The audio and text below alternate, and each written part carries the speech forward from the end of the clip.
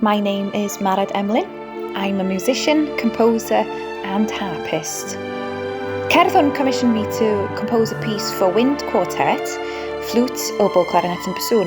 And the piece is called Divertimento, and it's a work in 5 movements. So preludio, notturno, capriccioso, serenata and scherzo.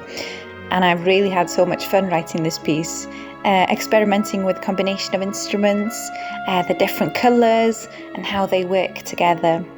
And it was wonderful to hear members of Sinfonia Cymru workshop the piece, and I can't wait to hear the work being performed by them in the concert.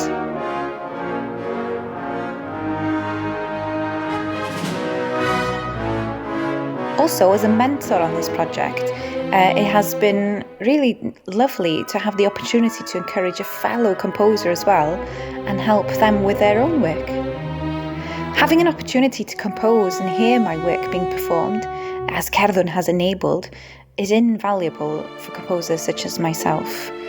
And just being able to hear the piece being performed by the brilliant members of Sinfonia Cymru is amazing.